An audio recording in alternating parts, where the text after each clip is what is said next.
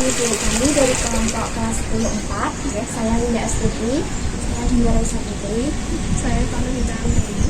saya Bina Roma. Kami mendapatkan tugas dari Pak Syarif untuk wawancara dengan topik fenomena sosial. Nah, topik yang kita bahas kali ini yaitu mengenai bullying di sekolah. Menurut Bu Dona, bullying itu apa sih, Bu? Jadi gini ya, dan kita fokusnya di sekolah ya. Jadi itu kalau menurut saya suatu perilaku atau tindakan yang tujuannya itu merendahkan martabat atau harga diri anak lain, orang lain. Dimana yang melakukan ini biasanya tuh dia merasa memiliki power yang lebih, kekuasaan yang lebih maksudnya. Di sana lagi di sana perempuan. Kemudian dia lebih populer misalnya begitu, atau secara ekonomi dia merasa lebih tinggi, lebih kaya misalnya kan gitu, karena dia punya modal untuk melakukan itu. Terus kemudian yaitu tadi dia melakukannya bisa secara verbal seperti menghina, mengejek, dia tujuannya merendahkan teman yang lain atau kelompok yang lain. Terus kemudian ini tidak hanya secara verbal saja ya, dia juga melakukan secara fisik. Secara fisik itu berarti ada kekerasan secara fisik, kekerasan secara verbal, atau bisa juga sampai melukai, ya kan? Melukai atau merusak barang, kan bisa saja itu terjadi. Atau yang paling parah yang sering terjadi ini kalian melihat kita melihat kita yang ada ya di sekolah-sekolah. Ngeri kan itu efeknya. Jadi hanya karena merasa lebih power aja dia lebih kuat, kemudian cara seperti itu dia merendahkan lingkungan kelasnya, bisa teman sebagainya. Mungkin juga kakak kelasnya nggak masalah, yang penting dia merasa lebih, kemudian merendahkan lingkungan. Bahkan yang paling jauh bisa saja itu terjadi sampai dia hanya melukai, tapi bisa sampai meninggal dunia. Kan bisa terjadi yang kekerasan seksual Itu kan bullying itu sudah terjadi. Nah, misalnya yang kalau terdapat aksi bullying di sekolah itu kayak yang awalnya itu cuma bercanda tapi berlebihan. Misalnya aja itu kayak si A itu niatnya kan bercanda sama si B, nah tapi si B nya itu baperan. Si A itu narik kursinya si B pas mau duduk, nah itu niatnya cuma bercanda tapi B kan jatuh. Si B itu merasa kayak hajar atau gila gitu loh, itu maksudnya lapor ke wali kelas. Nah otomatis kan si A mesti dinasihati seperti kamu seharusnya nggak ngeri. Terus si yang A itu nggak terima, terus akhirnya si A itu membuli si B dan mengatakan teman-teman gitu ya. Oh gitu ya. kan sering nih. Itu ada ya di kelas ya. Ini kelas kali ya. Enggak, ini contoh-contoh. Contoh. Menurut Bu Dona kalau kayak aksi yang Gini, kalau berdasarkan ya, saya lihat tadi ya, kan tadi kamu kedapatan kondisinya itu bercanda. Kalau sudah terjadi sampai sejauh itu, dia merasa tersakiti, si korban kan, karena dia jatuh, mungkin jatuhnya nggak terlalu sakit di sini kadang kan, karena ada teman-teman, mungkin dia cewek atau gimana. Pada saat jatuh itu kan sangat kondisi yang sangat tidak menyenangkan ya tadi. Nah ini setelah dinasihati misalnya, paling tidak ini harus ada komunikasi dua arah antara yang pelaku dan yang tadi yang jadi korban, yang dia dijatuhkan tadi. Ngomonglah dari hati ke hati, maksudnya benar ini maksudku itu nenek gitu. Ada apa namanya, ada komunikasi dari hati ke hati kan ya, terus sebenarnya seperti apa gitu. Kalau sudah seperti itu, mestinya hal-hal yang guyonan yang berupa apa tadi yang katanya puan-puan itu kan sudah tidak terulang lagi. Nah ini sudah terulang lah ya. Kalau itu tidak terulang, otomatis kan si korban ini juga merasa oh ya memang kemarin mungkin menyakitkan. Tapi kalau keterusannya jadi seperti itu, ya kan, bercandanya keterusan, kemudian yang satu saya hanya bercanda saja kok sampai dinasihati, sampai dilaporkan seperti ini gitu kan, itu kan sama-sama kode-kode rumongso orang terimanya kan itu. Nah ini menurut saya harus ada komunikasi dua arah. Jadi hati-hati lah. Mungkin ada juga teman-teman yang lain yang sama-sama jangan memihak dong, netral semuanya. Yuk dia pakai kita kan satu kelas akan paling tidak tahun ke depan pasti akan selalu terus berkomunikasi berhubungan kan. harus ada pengertian yang lebih baik dari itu. Jadi solusinya ya mestinya itu tadi komunikasi dua arah, saling memahami. Nah, sudah saling memaafkan ya mestinya hal yang tadi tidak terulang kembali. Gitu kan.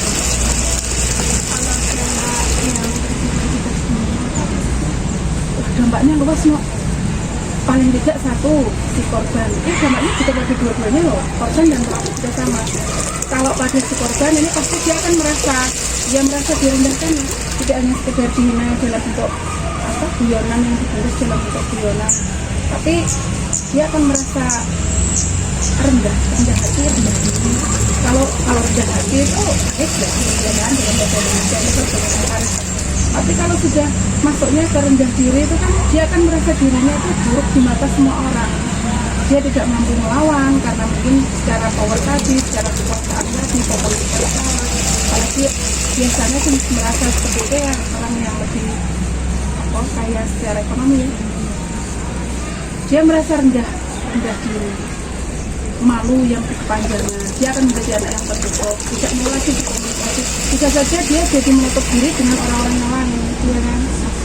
Iya, secara pergaulan sosialnya dia akan sangat terbatas sekali. Pendiamnya itu bukan yang sifat yang baik seperti dia pendiam yang menurutnya menutup dirinya untuk pergaulan yang lebih jadi terkurang. Sampai masa depan dia kayak biasa dia tidak akan berkembang.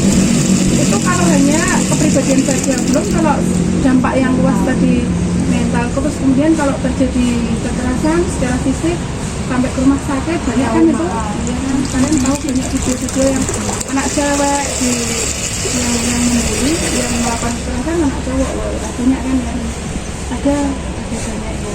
Jadi luas sekali dampaknya secara fisik, mental. Dia merasa dia akan tertutup, dia akan pergaulannya secara sosial juga menutup. Terus kemudian belum lagi fisiknya, kalau sudah sampai ke rumah sakit yang rugi keluarga besarnya itu kan mama. Terus kemudian dia akan jadi pribadi yang sangat berbeda. Itu kalau secara fisik saja, belum kalau perempuan bullying itu bisa mengarah pada kekerasan seksual. Ini lebih parah lagi ya. Itu juga berdampak pada korban. Si pelaku ya. Pelaku mungkin dia merasa superior, gagah, hebat, populer gitu kan. Tapi kalau itu sudah mengarah ke kekerasan fisik sampai ada peristiwa ke rumah sakit misalnya, otomatis si pelaku juga berdampak, lapor ke polisi, ya kan? Secara sosial dia juga akan kalau keluarga ini yang kaya tapi pernah ada kasus di kepolisian kan gitu, dapat juga. Ini kan kalau saya kan punya kuasa jadi punya polisinya gitu. Kalau masalah itu nggak tahu juga, bisa jadi memang hukum kita itu memang belum seimbang sampai ya. Banyak masyarakat yang menyoroti bahwa instansi atau departemen kepolisian kita itu masih belum sempurna lah. Tapi paling tidak di mata sosial masyarakat, entah nanti hasilnya dia akan bebas atau dianggap tidak bermasalah. Tapi ketika kasus ini sudah mengarah ke kepolisian, masyarakat akan melihat minder, iya nggak? Yang kemarin dulu sampai dilapor itu kan gitu. Iya, sudah berbeda. Misalnya di akhir dia tidak kemudian terkena masalah dengan itu. Ada katakanlah, pihak kepolisian memberikan mediasi kok, kalau ini anak sekolah ya, korban dan pelaku ketemu misalnya di rumah sakit misalnya. Terus kemudian orang tua korban, pihak dari sekolah juga akhirnya kemudian memaafkan misalnya seperti itu. Tidak ada masalah kan, si pelaku ini tidak terjerat kasus gitu. Tapi kan itu sudah menjadi rahasia umum di masyarakat. Artinya masyarakat sudah tahu bahwa ada sesuatu yang salah, ada pelaku kan gitu. Dan itu berdampak pada keluarga besarnya. Orang yang merasa berkuasa, superior itu boleh saja merasa gagah, tapi masyarakat itu kalau punya hati nurani, umumnya kan gitu, tetap saja akan punya penilaian yang terus terjadi kasus dulu itu kan, sampai polisi gitu. Itu sanksi moral dari masyarakat sudah berbeda. Terus kalau di sini ada kejadian pembulian yang sangat menimbulkan mahasiswa. Gini, saya ada di sini itu sejak April tahun ini. April itu juga belum aktif karena saya masih ngajar di Sumber ya. Kalau yang setahu Bu Dona, sepertinya enggak ya. Biasalah anak-anak mengajar dalam format saya. Tapi kalau yang artinya yang kamu sebutkan tadi kok saya enggak. Kalau di kelas kalian sendiri ada enggak? Kemarin itu pernah ngajar kayak kelas 2 itu kayak gak sengaja ke sampai pacarnya. Yang si cowoknya itu gak terima gitu loh Bu. Yang ceweknya itu cerita ke cowoknya itu gak terima, harus dilabrak, kayak diintimidasi gitu loh, dipojokkan karena dia itu kan lebih tinggi, gak kelas yang Lebih tinggi maksudnya secara fisik apa secara jenjang? secara jenjang. Semuanya. Cowok itu Iya Bu. Teman-temannya punya gerombolan. udah nggak sampai itu. ya, yang cewek kelas sebelah. Yang cowok yang dikira yang dikira nyenter itu di situ kelas sebelahnya. Oh dikira ya? Oh dikira berarti belum betul. Salah paham. Asik dong dinamikanya. Jadi jangan dibahas syariah kan? Terus kalau semisal ada pembulian, dia jangan sampai lah ya dia. Kalau misal itu hukumannya Kalau hukuman sebentar sebelum pembulian ini menjadi lebih besar, biasanya kalau hanya skala-skala kecil buliannya hanya itu paling yang tahu teman-teman sekolah sampai kelas kan gitu. Kecuali nanti kalau sudah sampai pada taraf yang menimbulkan dampak yang kelihatan, si anak murung nangis terus misalnya, itu nanti biasanya sampai ke BK kan. Nah kalau ke BK itu kalau bullying sepertinya nanti kan ditangani gitu secara kekeluargaan, maksudnya antar anak pelaku dan korban ini bisa bantu. Kecuali beda lagi kalau si korban ini sampai pada taraf yang dampaknya lebih parah, menyakiti, hilang, rusak, ya merusakkan barang kan bisa jadi menghilangkan, merusakkan barang, gelek-gelek seperti itu kan. Nah ini nanti sudah akhirnya sampai ke sanksi. Kalau di sekolah kita berarti ada ya, sekarang kan kurikulum merdeka tuh udah ada sanksi, adanya apa? Nah, bukan sanksi atau hukuman, adanya apa? Konsekuensi. Iya kan? Nah semacam itu baru ada biasanya. Kalau dalam taraf kecil, kadang-kadang anak-anak juga melindungi teman-teman sendiri. Kadang ada teman yang berpikir, ini hanya guyonan. Tapi kalau guyonan dilakukan berkali-kali kan yang si korban juga merasa guyonan juga. Ini nanti rentannya pada kalian loh. Kalian sekarang kelas 10.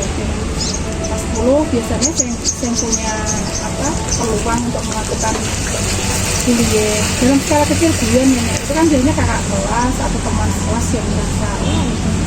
Tapi nanti ketika kalian sudah naik kelas, apalagi kelas 11 itu merasa belum ada ulangan yang berarti untuk lulusan, merasa sudah punya adik kelas, berarti merasa senior, ya kan? Terus pokoknya merasa super kan. Nah biasanya rentan justru pada kalian, apalagi kalau itu dilakukan bareng-bareng. Maksudnya itu teman-temannya saling ya kan, sangar enggak, kita enggak Bu, Pak, hanya guyon aja, bareng-bareng dilakukan kompak gitu ya. Pokoknya hati-hati saja dengan nggak kerasa bullying itu. Semula hanya ya mengingatkan tapi nyindir misalnya begitu kan. Nah, biasanya itu terus apalagi yang terlalu peka perasaannya, baperan. Iya, kalian berinteraksi di sekolah itu sudah belajar untuk menghadapi masyarakat yang sesungguhnya nanti. Ketika kalian sudah lulus dari SMA, nanti kalian akan benar-benar menghadapi masyarakat yang punya tak dalam kuliah perkuliahan. Wah, itu sudah sangat juga. Bagaimana kamu nanti menyelesaikan tanggung jawab sendiri, masalah sendiri itu tergantung kamu dan teman-teman kalian. Kalau kamu sudah terbiasa berbuat baik, berniat baik, kamu terus apalagi dengan kerja. Terus pencegahan untuk itu apa aja? Ini kayaknya kita belajar dari diri kita masing-masing ya. Kalau introspeksi diri itu jelas. Biasanya ada brosur, ada banner, cegah bullying dan seterusnya gitu kan. Ada. Terkadang kitanya saja yang dia sebagai manusia lupa kalau kadang ada rasa baper dengan teman yang lain. Apa yang kita omongkan kadang maksudnya guyon, tapi kamu menyebut temanmu dengan nama bapak atau ibunya, itu juga sering. Wah, kita kadang-kadang nggak terasa aja, padahal si teman merasa aku bapakku ada hubungannya karena kalian kan gitu. Nah itu sudah masuk ke baper itu. Ini bapak nggak boleh. Oh ya, Kemana sih lo pertemanan tanpa nama bapak itu? tapi kalian circle-nya sama nggak? Kalian merasa hal yang sama nggak? Iya nggak apa-apa kalau disebut nama dan masing-masing sudah sering tahu. Tapi yang menyebut nama jangan pakai apa istilah-istilah yang lain gitu kan.